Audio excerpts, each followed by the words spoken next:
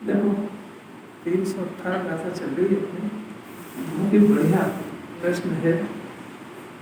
नियम बताते हैं, ज्ञानी तो कर्म फल का आवेदक ही है।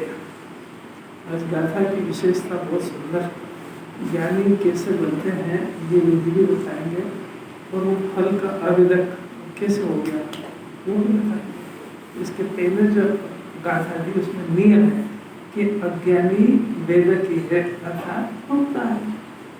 वेदक है भोक्ता।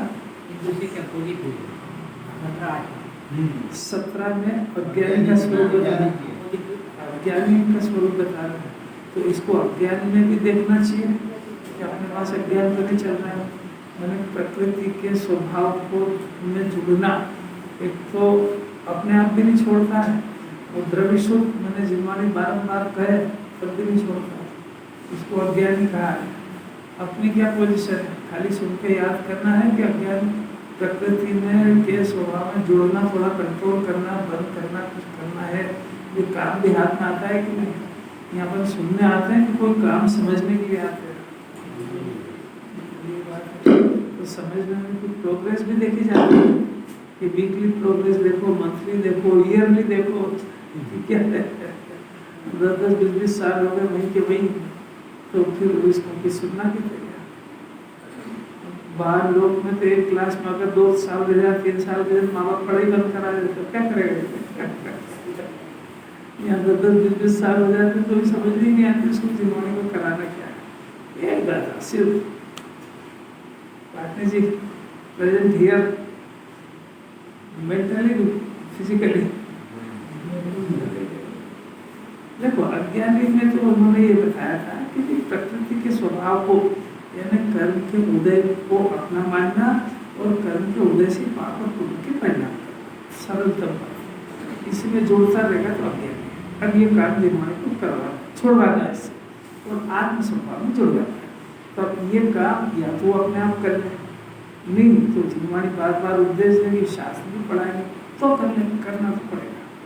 तो अब ये अज्ञानी, अब वो किसको कहते हैं कि ना तो अपने आप छोड़ता है, और कितनी भी पढ़ा उसको करेगा तो उसके धन की, उसको अज्ञानी के लिए। अब ऐसा फल, ऐसा जीव वो उसके दुख को भोगता है, ऐसा सिद्ध किया जाए। अब कह रहे हैं कि ज्ञानी हो गया तो दुख का भोगता नहीं है। अब सरल भाई परिभाषा के अंदर ये हुआ कि भाई ज्ञानी कैसे बन गया, तो उन्होंने बताया कि वो प्रकृति के स्वभाव में नहीं जुड़ा, तो उसी समय में स्वभाव था शुद्ध आत्मा उसमें जुड़ा, जुड़ने से ज्ञानी बना। अब ये उसका भोक्ता है, किसका भोक्ता, किसका अभोक्ता है। तो कर्म फल से बात चल रही है। अज्ञानी कर्म फल का भोक्ता है। अब जो जीव जिसको स्व जानता है उसका भोक्ता है, समझ आई बात? शॉर्ट परिभाषा। अब हम किसका भोक्ता है कि जिसको अपन अपना स्व जानते हैं। अगर ये राग को स्व जानता है, शरीर की तो बात ही नहीं है, क्योंकि शरीर का भोक्ता रोटी दाल चावल सब्जी का भोक्ता तो मैं ज्ञानी है ना अज्ञानी। भोक्ता तो सिर्फ राग और वितराग भाव। तो अब जो जीव राग का स्वामी बनता है, राग को स्व जानता है, राग का भोक्ता है। और जो जीव ज्ञान का स्वामी बनता है, वो ज्ञान और आनंद का भोक्ता है। तो जो ज्ञान और आनंद का भोक्ता है, तो राग का कर्ता और स्वामी बनना छोड़ दिया उसका, तो फिर राग भी बच गया और कर्म का फल भी बच गया, तो फिर उसका भोक्ता नहीं है। क्या उसका भोक्ता नहीं है? यही तो चमत्कार इस गाथा बता रही है कि दोनों चीजें रह गई, राग भी रह गया, कर्म का उदय भी रह गया, कर्म का फल भी रह गया, और वो उसको भोगता नहीं। क्यों? क्योंकि वो उसको समझ जानते ही नहीं, तो उसका ज्ञाता हो गया। कितनी सरल। राग आदि को परिणाम। जगत के अंदर एक जीव दूसरे जीव का, एक पदार्थ दूसरे पदार्थ का अकर्ता मां सिद्धांत है, कर्ता नहीं है। फिर भी जगत दो टुकड़ों में बढ़ गया, एक ज्ञानी और एक अज्ञानी। तो वो जब ऐसा कैसे ही है, तो फिर वो ज्ञानी अज्ञानी कैसे हो गए? कि भाई वो ऐसे हो गए कि जगत की सब व्यवस्था ऑटोमेटिक, स्वचालित ऑटोमेटिक प्लांट है, उसके अंदर जो जीव अपने को कर्ता मानता है वो अज्ञानी है। अज्ञान से कर्ता ही नहीं है, परिभाषा बदल गई है।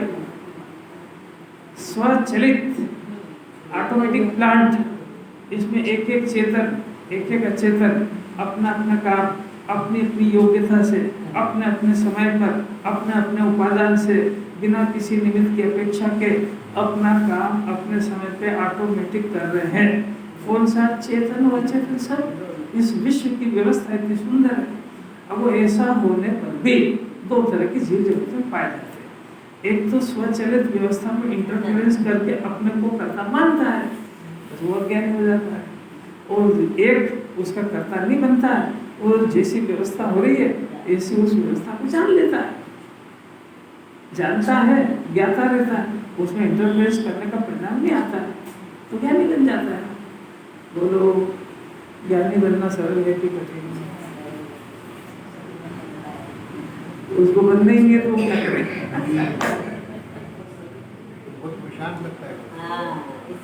अच्छा, अब आप ये बताओ कि करने में पुरुषार्थ लगता है, ज्ञाता रहने में लगता है? अभी तो तभी तो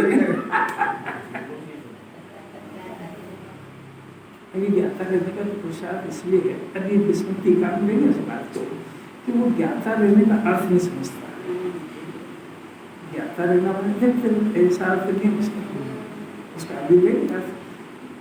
ज्ञाता रहने का अर्थ अपने ज्ञान स्वभाव को जाने बगैर ज्ञाता बुद्धि पैदा ही नहीं होती, क्योंकि जो अपने को नहीं जानता यानी मैं को जानता हूँ ऐसा नहीं जानता, वो ज्ञाता रह ही नहीं सकता। समझ रहा है? तो अब वो जिम्मानी भाषा में तो ऐसे कि ज्ञाता रहो, पर उसका भाव जरा देख से भी जाएगा। पहले वो ज्ञान स्वभाव को स्वीकार करता है, तो उसको मैं ज्ञाता हूँ ऐसा स्वभाव को स्वीकार करे बगैर ज्ञाता बुद्धि का जन्म ही नहीं होता। ज्ञाता रहेगा कहाँ से? तो फिर क्या होगा कि वो अपने को राग मानेगा तो कर्ता बुद्धि खड़ी होगी। पहले तो बहुत कठिन नहीं है जैन दर्शन, जबरदस्ती उल्टा मान दिया। अरे अपने घर को अपना मान के उसमें आरोप करना ये सरल है कि पराये घर में घुस के उसको अपना कब्जा करना ये सरल है? हमेशा डर बना रहेगा उसमें, मैं जाऊँ और वो मारेगा तो, क्योंकि अपन मालिक है ही नहीं उसके।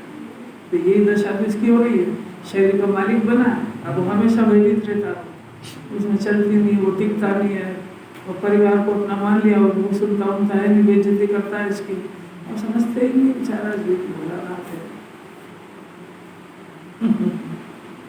अनुकाल हो गया भटकते भटकते। अरे ये बात सुनने पर इसको लगे ओहो मुझे तो इन बातों की खबर ही नहीं, जो बातें मैं सुन रहा हूँ ये हृदय क्षेत्र के अंदर 20-20 तीर्थंकर परमात्मा वहाँ समोसरण के अंदर विविध में बातें चल रही है, वो बातें किसी सौभाग्य से अपना कोई महान पुण्य का उदय आया, उसकी वजह से बातें यहाँ भरत क्षेत्र में अपने कान में पड़ रही है। ये बातें है कौन सी? ये जीव परमात्मा कैसे बन जाए, ये जीव सुखी कैसे हो जाए? क्योंकि ऑटोमेटिक प्राण स्वचलित, ऐसा थोड़ी कि ज्ञानी तो उसका ज्ञाता और अज्ञानी उसका करता है। और अभी दो ही ज्ञाता ही है उसके, एक जो पक्ष जान जाता है वो मोक्ष मार्ग में प्रवृत्ति करने लगता है, उसके माथे में सब बोझे उतर जाते हैं, उसको कौन सी मशीन बंद हो जाएगी कोई वो भय ही नहीं, प्रश्न ही नहीं है। वो तो पहले भी रोटी स्वतंत्र बन रही थी और अब भी स्वतंत्र बन रही थी। पहले भ्रम से ऐसा मान रहा था कि रोटी मैं बना रहा हूँ, पहले भ्रम से ऐसा मान रहा था कि शरीर और बच्चे मैं पाल रहा हूँ, और अब वो भ्रम टूट गया। काम तो पहले भी स्वतंत्र हो रहा था, अब भी स्वतंत्र हो रहा है। इतना सारा इसमें ज्ञाता हो जाएगा, फिर कर्म का उदय आएगा, मगर ज्ञाता ही रहेगा। पहले भी नहीं कर रहा था वो, तो पहले भी कर रहा था कि करने का भ्रम हो गया था, पहले भी अज्ञान दशा में रोटी खा रहा था कि खा रहा उससे भ्रम हो गया था, पहले भी दवा खा के ठीक हो रहा था कि दवा खाने से ठीक होता हूँ से भ्रम हो गया था, पहले भी सारी व्यवस्थाएं ऑटोमेटिक एक एक कर्म के उदय अनुसार हो रही थी, घाती या आघाती कर्म के उदय अनुसार संयोग का आना और जाना सब सारा व्यवस्थित सेटेड था। और कोई सा भी परिणाम इसके न राग की अपेक्षा रखता है और न कर्म की रखता है, इसका सफल परिणाम है। तो जिर्माणी निमित्त की तरफ से कहती है ऐसा ऐसा कर्म का उदय, वास्तव में कर्म का उदय को थोड़ी मालूम है कि क्या होती है अनुकूलता क्या होती है प्रतिकूलता। ऐसी चर्चा चल रही है अब देखो शुरू करते हैं, ज्ञानी बनने की विधि बताते हैं। देखो सबसे पहले टीका देखो, ज्ञानी तो यानी ज्ञानी कैसे बनते हैं, ज्ञानी कैसे बनते हैं ये मेथड शुरू हो रही है। ज्ञानी तो भावशुद्ध ज्ञान से ज्ञानी बनते हैं, समझ में आया? अब भावशुद्ध ज्ञान किसको कहते हैं? ज्ञानी तो जिसमें से भेद दूर हो गए, किसमें से? भावशुद्ध ज्ञान में से। भावशुद्ध ज्ञान क्या होता है? बात समझ में आ रही? भावशुद्ध ज्ञान के उत्पन्न हुए बगैर ज्ञानी नहीं बनते हैं, शास्त्र ज्ञान से ज्ञानी नहीं बनते हैं, शैवक्षम ज्ञान से ज्ञानी नहीं बनते हैं। शैवक्षम ज्ञान में आत्मा का स्वरूप इसको बताया जाएगा, तो आत्मा के स्वरूप शैवक्षम ज्ञान में शैवक्षम ज्ञान का भी विषय द्रव्य शुद्ध बने, तो शैवक्षम ज्ञान शैवक्षम जैसे बहुत है, दूसरे लोगों को अन्यमति को भी बहुत है, डॉक्टर है, इंजीनियर है, शैवक्षम ज्ञान के उदाहरण वगैरह थोड़े होते हैं, ये सब है, पर वो किसी काम का नहीं हो। क्यों? क्योंकि उसका विषय द्रव्य शुद्ध नहीं है, उसका विषय लोक का विषय है। इसलिए कर्म का उदय का उभार होने पर भी अनंत संसार भटकने वाला जीव है वो। गजब चमत्कार तो ये है कि ये थोड़ी सी बुद्धि बढ़ती है तो फिर उधर ही बढ़ जाता भटकने, उसके बड़े भाग्य से उसको जो संगीत पंचेंद्रिय मिला और ये द्रव्य शुद्ध समझने योग्य इसके पास बुद्धि पैदा हो गई, तो उसको नहीं पकड़ता, जगत के विषयों को पकड़ता है। हमारी अच्छी भी है ना, उसकी क्या है? उसकी है तो उसके माँ बाप गुरु है, उनकी है। पहले ये बात समझ में आई कि नहीं है? माँ बाप ने कब कहा कि द्रव्य शुद्ध पढ़, इससे तेरे को भाव शुद्ध ज्ञान होने की संभावना है? माँ बाप तो कह रहे हैं ये जो लौकिक पढ़ाई करो, काला काम कर, पाप करो तो सुखी होएगा तू। सबसे बड़ा खतरनाक बेरी तो उसके माँ बाप है। उस बच्चे को क्या मालूम, उसको उसमें आपने जिस दिन ढकेल दिया वो करेगा। वो जब समझदार होएगा ना, जिस दिन उसके कान में ज्ञान बात पड़ेगी कि हो मेरा जन्म तो भावशुद्ध ज्ञान को उत्पन्न करने के लिए हुआ था, और मैं उस कुल में पैदा हुआ जहाँ द्रव्य शुद्ध गूंजता है घरों के अंदर, और मेरे को उस ज्ञान से वंचित रखा गया, तब वो माँ बाप को अच्छा साथ देगा, क्या आशीर्वाद देगा। अंकित समझ में आ रही क्या कुछ? अरे इस जीव ने किसी जीव का जीवन बिगाड़ा, वो दुश्मन इसके माँ बाप ही है। अरे कौन समझा इसकी बात?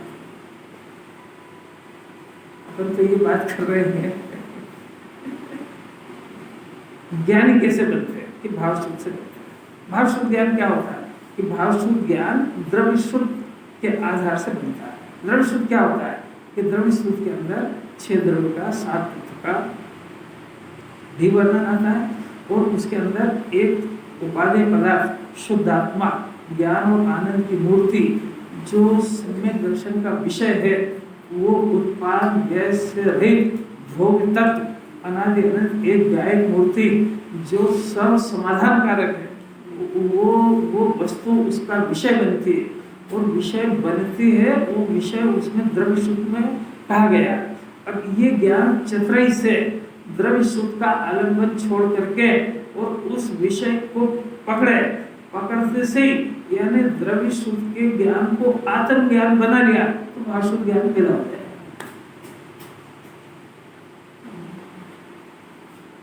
ऐसी अपूर्व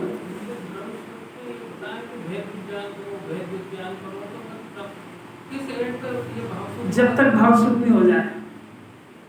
एक 500 की गड्डी गिरी, कभी 98 निकले, कभी 102 निकले, कब तक गिरे उसको? मशीन तो बिल्कुल सही है, अपन बार बार भूल रहे हैं, ले नहीं जाएगा घर। अगर एक कम हो गया तो 500 का सीधे, कब तक गिरे? अच्छा बीमार हो गए तो दवा कब तक खाए? तो इसमें भी कोई पूछ नहीं रहा था कि भावशुद्ध द्रव्य शुद्ध कब तक पढ़े?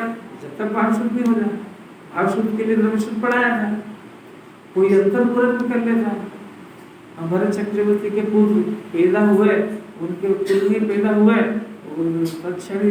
उसी जन्म में भाव शुद्ध हो गया, केवल ज्ञान हो गया। कब तक करे वेद ज्ञान? कब तक भाना? जब तक भगवान जी बन जाए।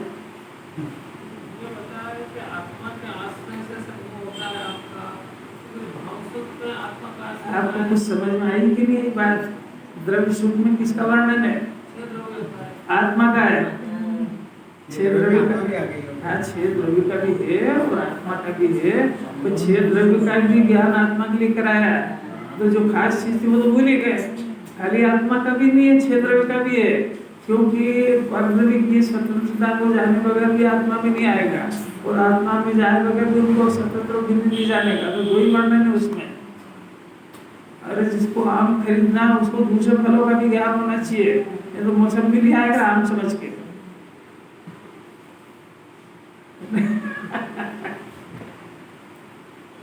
शरीर और आत्मा दोनों एक जगह। तो कि मैं तो आत्मा को जानूंगा, अरे शरीर को भी जानना पड़ेगा क्योंकि ये आत्मा नहीं है, ऐसा जानना पड़ेगा। तो दोनों में, अब दोनों में से इसको छांटना पड़ेगा। तो दुनिया के अंदर पदार्थ ही छिलके सहित ही आते हैं, आपको वेद ज्ञान करके खाना पड़ेगा। कौन सी चीज? केला लिया ना बाजार से बगैर छिलके का, आम का रस लिया ना बगैर छिलके का, कोई सा भी फ्रूट लिया बगैर छिलके का आता हो। तो वेद ज्ञान करना ही पड़ता है ना, एक खाने की छोड़ने की। ऐसा कैसा द्रव्य शुद्ध और भाव शुद्ध के अंदर द्रव्य शुद्ध तो अपने जीवन में बात पड़ा है, ठीक है। अब देखो भाव शुद्ध का विषय शुद्ध आत्मा था।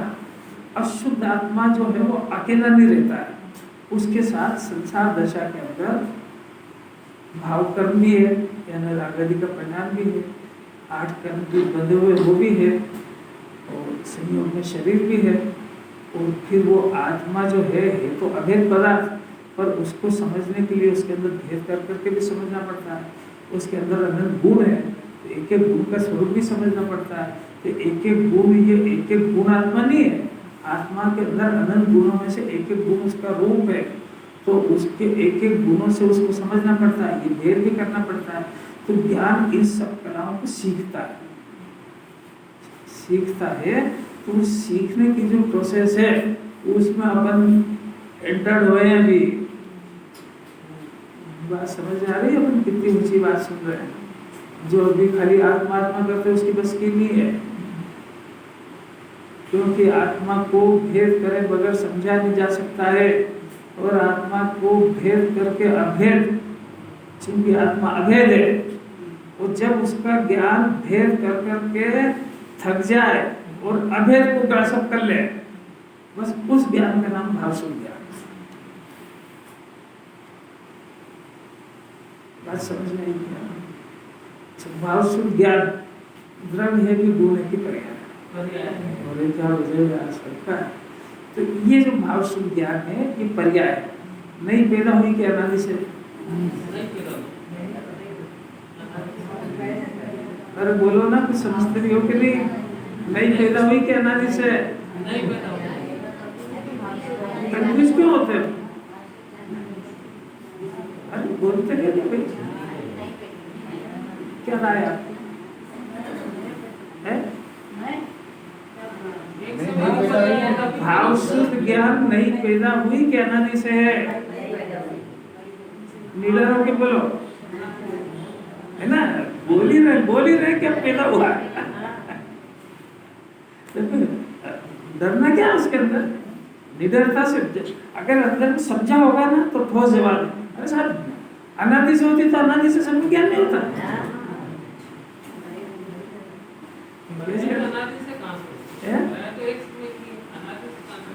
एक समय के होने पर भी एक समय की उल्टी चल रही है, तो उल्टी चल रही तो सीधी हुई तो नहीं पैदा हुई ना, ये हुई ना।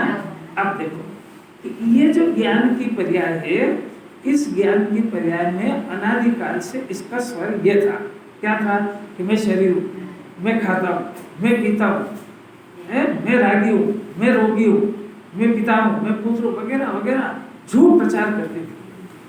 तब भी ज्ञान की पर्याय किसकी थी? आत्मा की थी। आत्मा की पर्याय होने पर घोषणा क्या करती थी?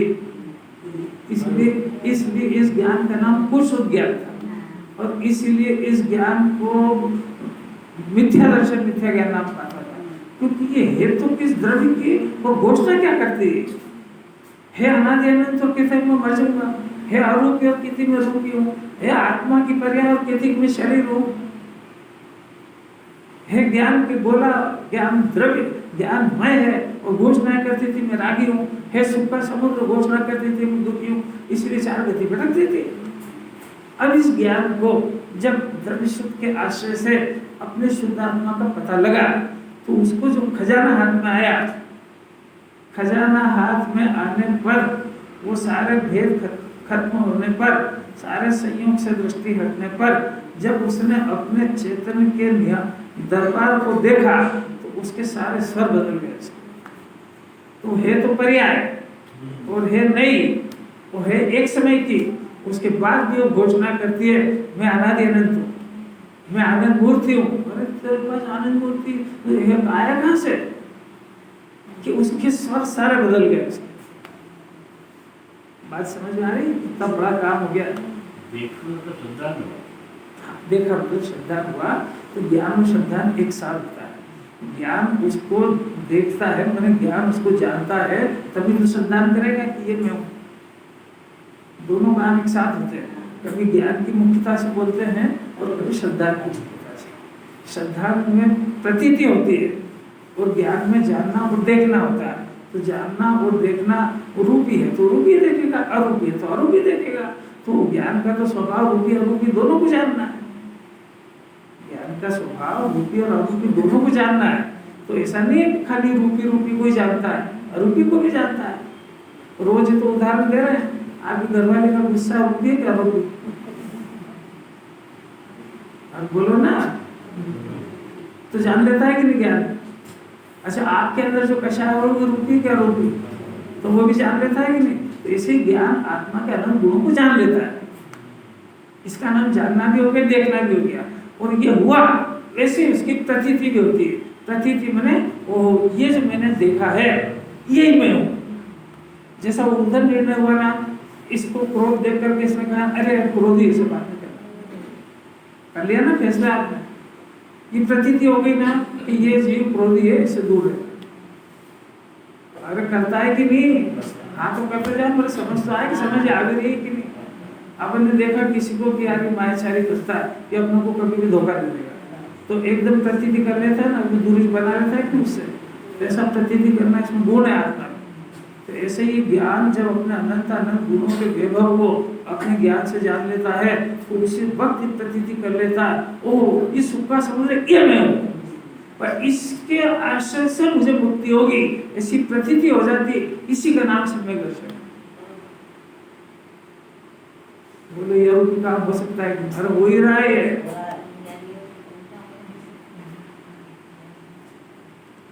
इस जोड़ी में ये बातें अपने लिए बज गई है। भरत क्षेत्र के अंदर एक ऊंचा भाग्यशाली कोई जिसको परमात्मा बनने की बातें करती है। इसके बाद भी मूर्खता ऐसी है कि अपने को धर्म संयोगों से बड़ा समझता है। खराब होना का चिन्ह है। अब देखो वो जो भावशुद्ध ज्ञान है वो उसके अंदर से समस्त भेद दूर हो गए। तो देखना जरा शब्द देखना, ये भावशुद्ध ज्ञान जिसका स्वरूप है ऐसा शुद्ध आत्मा। देखो है अभी तक इसमें जो भावशुद्ध ज्ञान पैदा ही नहीं हुआ तो शुद्ध आत्मा ज्ञान स्वरूप बोले कैसे? मतलब क्या हुआ? मतलब ये हुआ कि निर्मल पर्याय का जन्म होने पर शुद्ध आत्मा का जन्म होता है। क्योंकि शुद्ध आत्मा बना है क्या? नहीं, वो था तो पहले से ही। अब ज्ञान होने से अब बोलो किसका जन्म हुआ? कि निर्मल पर्याय का जन्म हुआ कि आत्मा का? कि दो ही का एक साथ हुआ। पहले बाप का जन्म हुआ कि पुत्र का? अब इधर देखो तो पहले पुत्र का जन्म हुआ, इधर देखो तो सब बधाई देंगे आपको पुत्र हुआ।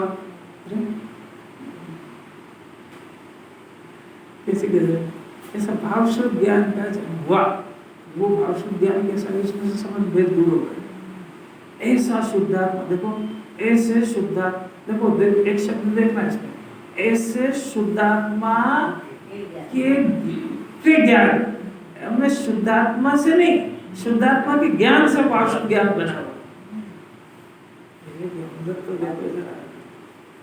देखो ये नहीं लिखा है कि शुद्धात्मा से जीव शुद्धात्मा के सद्भाव के कारण ज्ञानी नहीं बना है, शुद्धात्मा के सद्भाव के ज्ञान के कारण ज्ञानी बना है, क्योंकि शुद्धात्मा के सद्भाव तो अनादि से है। शुद्धात्मा में ये भी है ना, मरता है कि नहीं मरता है? फिर भी मरण का भय है कि नहीं? तो मरण का भय है और मरेगा ही नहीं, ये घटना हो गई कि नहीं? तो ऐसा ये जब अपने आत्मा को जानेगा तो ये भय निकल जाएगा, अरे मुझे मरते ही नहीं। तो फिर ये अनादिकाल से जन्म मरण हुआ, उसका क्या हुआ? कि तो भ्रम था, वो भ्रम टूट गया। आज कोई उसके भ्रम से मरना था क्या? वो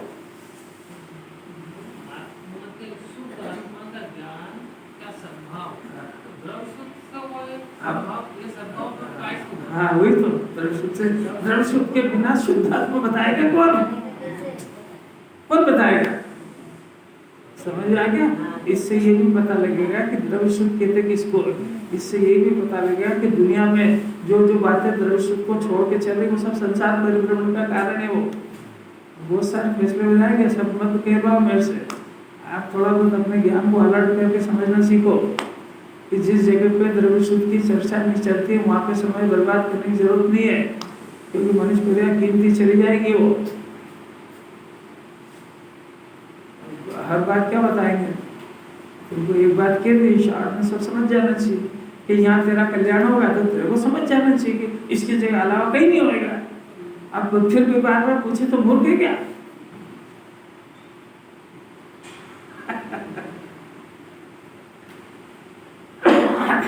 अरे तुमको कह दिया कि भाई तेरे को जो बीमारी है ना उसका इलाज सिर्फ इसी डॉक्टर के पास है, बस। अब उसमें सब दुनिया के सब डॉक्टर का निषेध आ गया ना, फिर भी बार बार पूछता है मैं काम करूँ, वो सिटी का एक डॉक्टर उसको दिखाए, अब तेरी मर्जी है जो करेगा। अब हम एक का निषेध कब तक करेंगे? हमारी बात में तो आ गई बात के इसके अलावा कहीं जाना मत। वो जाएगा तो अपना जीवन बर्बाद करके आएगा, क्योंकि जहाँ द्रव्य सुख ही में सही बात नहीं है तो भाव सुख होने का तो प्रश्न ही नहीं है। हार्ट का पेशेंट और ईएनटी की विंडो पे खड़ा है, हार्ट तो खराब है ही सही और खराब होगी ही सही, वो ईएनटी जो अच्छे वो भी खराब हो जाएगा, वो क्या जाने उसका। ये दशा है। क्या कह रहे राकेश जी?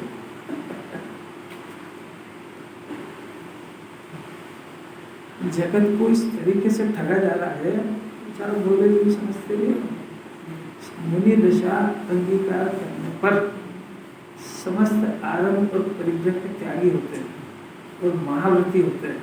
तो महाव्रती होने के बाद आरंभ परिग्रह का त्याग तो पंचम अनुष्ठान की 5-6 प्रतिमा में कर देते हैं, सब प्रतिमाओं के स्वरूप के अंदर।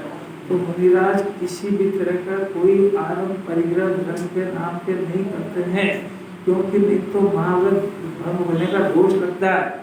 इसीलिए अपने निमित्त से बने हुए आहार में भी जो अग्नि का एक, वायु का एक, जल का एक, जीवों की जो हिंसा होती है वो अपने निमित्त से होने से, उनके निमित्त से बने वाले आहार के उनकी महाव्रत की प्रतिज्ञा भंग हो जाती है। उनकी प्रतिज्ञा भंग होने का पाप उनको लगेगा कि अपने को लगेगा? ये अनुमोदना करके आया तो ये भी फंस गया ना उसमें। अरे कैसा कौन समझे इस बात को? कौन समझे इस बात? धर्म के नाम पे ऐसा ठगा जा रहा है कि देखो इसने सारा मंदिर बना दिए, मंदिर की रंगत बदल गई, ऐसे ऐसे था डेवलपमेंट हो गया। अरे पर उन्होंने अपनी सब प्रतिज्ञाओं को भंग करके काम करा है तो उन्होंने तो महापाप करे ही है उनने। ये मुनिराज के योग के काम नहीं था, पर तुम उनको सब ऐसा कैसा मान के उनके इस तत्कालिक अनुमोदना करके तुमने भी वो प्रतिज्ञा तुमने तो पाली ही नहीं, उनके भंग करने की अनुमोदना का फल तुमको भी लगेगा। समझता नहीं कोई धर्म हो रहा था, अरे पुण्य तो हो रहा है, ये तो पुण्य का निषेध करते हैं, वहाँ कम से कम सबको पुण्य में तो लगाया। अरे पुण्य में लगाया कि वो अपनी सारी अनुमोदना करा ली बात की। इसकी छाती मजबूत होना उसी को बचेगी।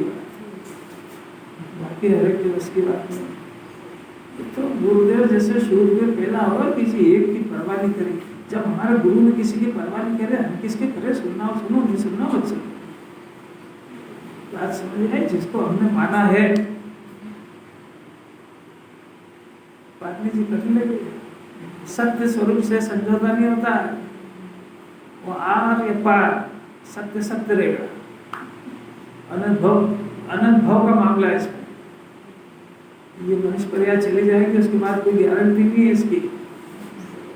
इसी की अनुमोदना होगी तो गारंटी है।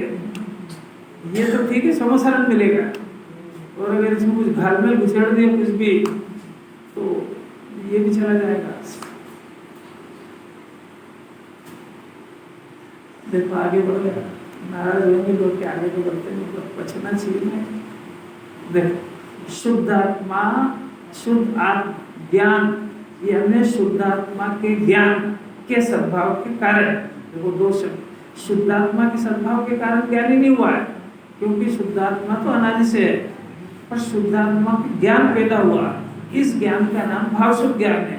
इसके सद्भाव के कारण, अगला शब्द देखना, इसके सद्भाव के कारण विरक्त है वो इस विरक्ति को वैराग्य कहते हैं। यही बात समझ में आ रही क्या? आपको क्या तकलीफ है उसमें?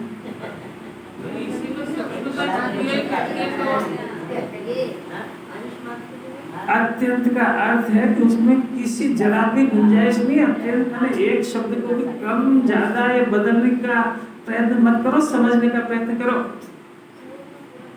फिर से सुनो, अभी तो वैरागी की परिभाषा चल रही है। वैरागी यानी वो जो है जिद वहां से चल रही है कि वो अज्ञानी प्रकृति के स्वभाव को नहीं छोड़ता है। दो कंडीशन में, अपने आप भी नहीं छोड़ रहा है और द्रव्य सुख के आलम्बन से भी नहीं छोड़ रहा है। और इस जीव को ये जो भाव शुद्ध ज्ञान का सद्भाव हुआ, तो वो सद्भाव होते से ही समस्त पर से विरक्त हो गया।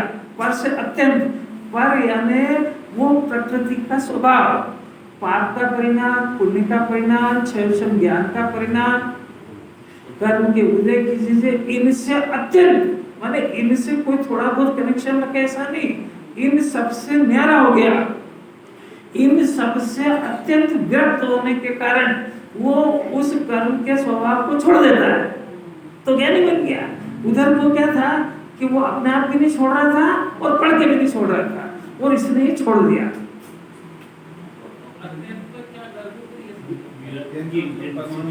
आपको सुनना है कि खाली बहस करना है?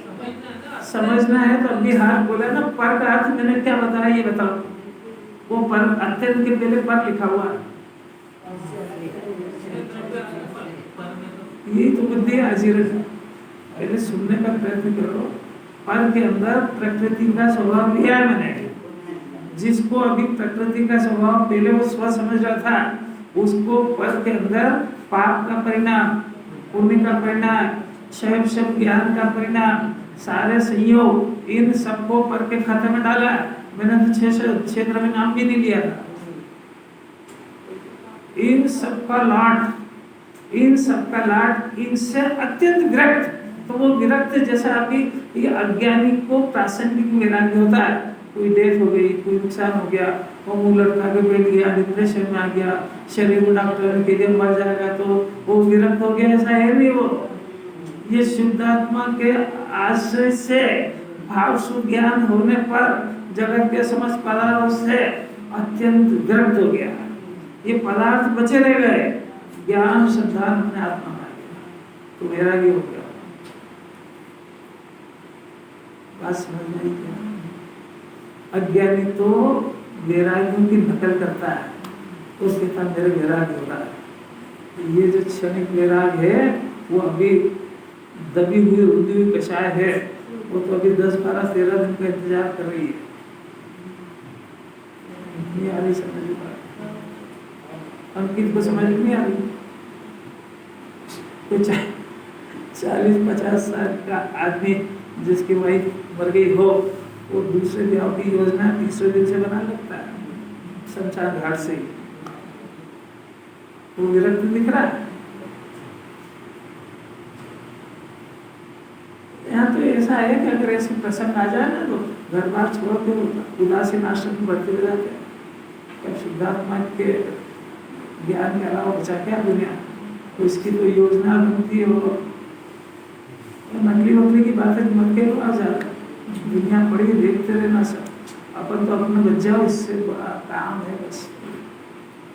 देखो अत्यंत विरक्त होने से उनको पता था कि इसको समझ भी नहीं आएगी, तो क्लियर कर दिया ब्रैकेट में।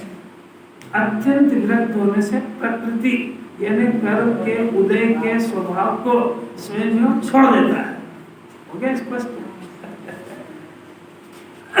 देखो इधर देखो अज्ञानी को, अज्ञानी की टीका देखना जरा। इस जगत में सर्व बीज भाव को अपने आप से नहीं छोड़ता है, और छुड़ाने में समर्थ ऐसा दूध पान मिश्री उससे भी छोड़ता है, ऐसा अभवी जीव। अब देखना जरा, मिला? अभवी जीव प्रकृति के स्वभाव को अपने आप तो नहीं छोड़ता है, और प्रकृति को स्वभाव को छोड़ाने में द्रव्य ज्ञान से भी नहीं छोड़ता है ना? अब ये देखो इसमें क्या करा कि भाव शुद्ध ज्ञान जिसका स्वरूप है, ऐसे शुद्धात्मा के ज्ञान के सद्भाव के कारण स्पर्श से अत्यंत विरक्त होने से प्रकृति के स्वभाव को स्वयं छोड़ देता है। वो नहीं छोड़ता है इसलिए अज्ञानी है, और ये छोड़ देता है तो ज्ञानी है।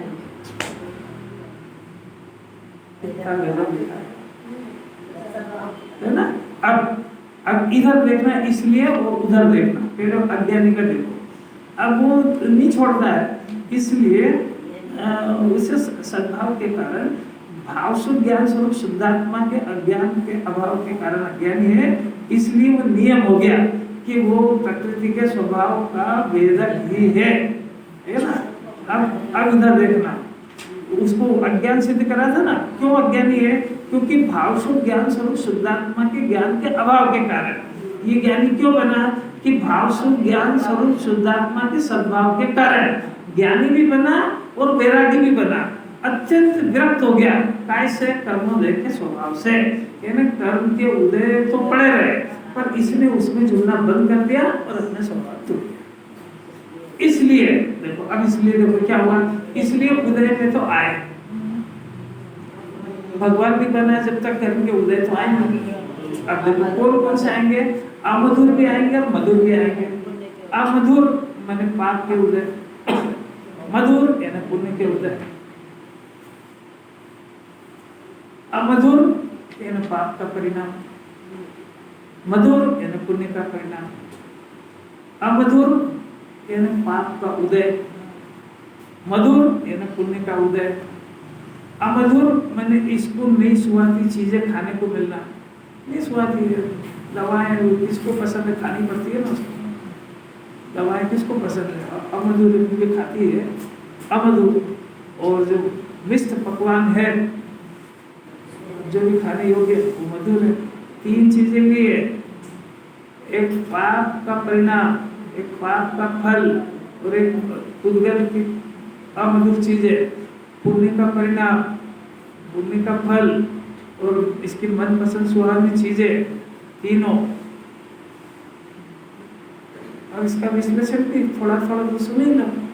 पाप का परिणाम, खाली वो मंदिर में 1-2 घंटे खराब लगता है, बाकी 22 घंटे छाती से लगाता है उसको।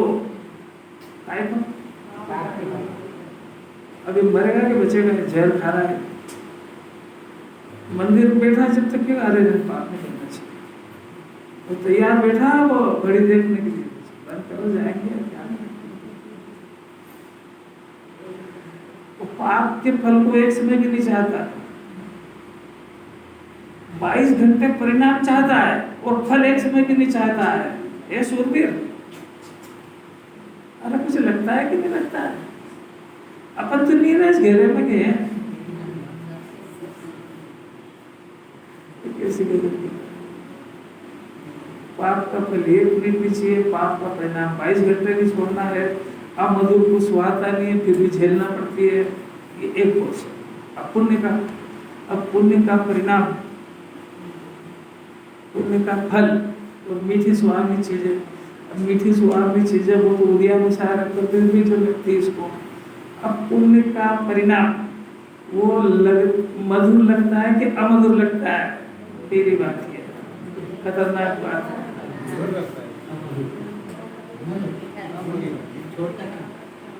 अमधुर ही लगता है तो सिर्फ एक आध घंटा, क्योंकि वो तो बदलता है ना मधुर, एक आध घंटा मधुर लगता है। अभी इधर भी अभियान ये सुनने आया था जब कितनी मधुर लग रही थी, अब अमधुर शुरू हो गई कि नहीं? किस किस को हो गई? अभी ना मधुर तो बदलती रहती है। अब ये आगे इन तीनों का टोटल ये सुनो, मधुर या अमधुर ये सब कर्म के फल है। इन कर्म के फल को ज्ञानी ज्ञाता हो गया, गजब हो गया ना। और उधर अज्ञानी वो मधुर और अमधुर वो तो कुछ समझते ही नहीं है, उसको तो मजे ही आ रहा है, वो तो उनका करता है। और ये इन मधुर और अमधुर देखो ज्ञातापने के कारण जानता है।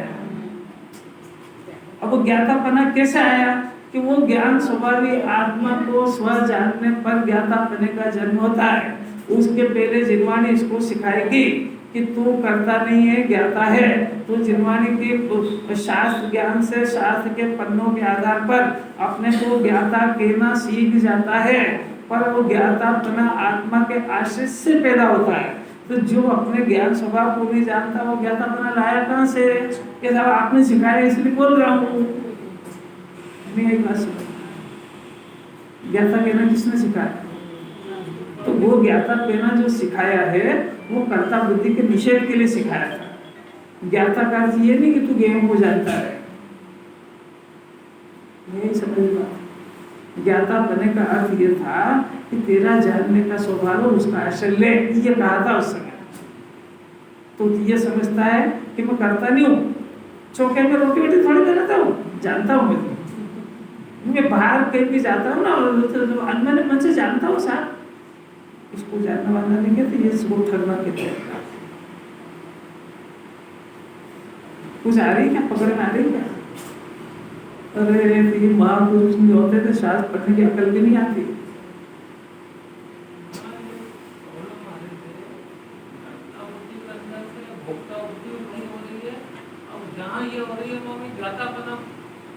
आप भोक्ता का अर्थ क्या होता है? हो रही उसको भोग रहा है। ठहरा भी उतावल मत करो, भोग रहा है उसमें मजा आ रहा है कि दुख हो रहा है? काय का दुख हो रहा है, मजा आ रही है उसमें। ये आखिर टीपे हुए ज्ञान से थोड़ी मोक्ष मार्ग होता है। अगर उसको दुख लगता है तो वहां से हटता हो और सुख स्वभाव को ढूंढता हो, तो सारी दुनिया आकुलता से दुखी पर सुख स्वभाव को ढूंढता कौन है? अभी तो जो सुनना वो ढूंढने वही बहुत बड़ी बात है। टीपे टिपाए ज्ञान से क्या होएगा इसमें? नहीं आनी समझ। अरे जो बाहर बीमार है तो वो सुखी होने के लिए डॉक्टर को ढूंढता है कि नहीं?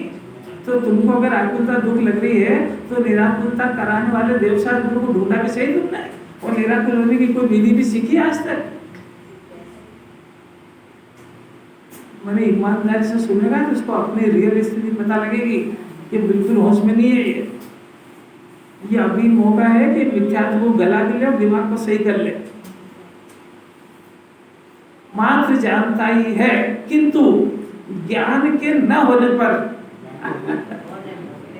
हाँ ज्ञान के होने पर यानी सम्यक ज्ञान होने पर, यानी ज्ञान हो तब परद्रव्य को अहम रूप से अनुभव करने की अयोग्यता होने से, माने वो जब उसने शुद्धात्मा के स्व आ गया तो उसमें से परद्रव्य अहम करने की योग्य नहीं रहा, वो अयोग्य हो गया। कैसा गजब हो गया, अयोग्य हो गया। जिस व्यक्ति ने ब्रह्मचर्य व्रत धारण कर लिया वो ब्याह के लिए योग्य है कि अयोग्य? अयोग्य हो गया। तो ऐसा इस जीव ने अपने शुद्धात्मा को ग्रहण कर लिया तो ये परद्रव्य कौन से कि वो पाप होने का परिणाम भी, पाप होने के उदय भी, वो क्षेत्र ज्ञान भी, इन सब के ऊपर अहम करना के अयोग्य हो गया वो। अगर शुद्धात्मा के योग उसके ज्ञान में शुद्धात्मा बस गया तो ये सब उतर गए उसके ज्ञान में से, तो अयोग्य हो गया। अयोग्य होने से यानी उस कर्म फल को नहीं वेदता है, नहीं वेदता है माने उसका ज्ञाता रहता है। यानी वो संयोग में तो पड़े रहते हैं, परंतु उसको मैं पने और मेरे पने नहीं भोगता है, इसका नाम है नहीं भोगता है। समझ रहे ना दोनों का अर्थ। श्रद्धा में, ये श्रद्धा की बात चल रही है, ये चारित्र में खटाता है। श्रद्धा ज्ञान चारित्र को समझना चाहिए। इसलिए ज्ञानी काय से विरक्त हुआ? प्रकृति के स्वभाव से विरक्त होने से अवेदनीय अभोक्ता है, जैसे हो गया।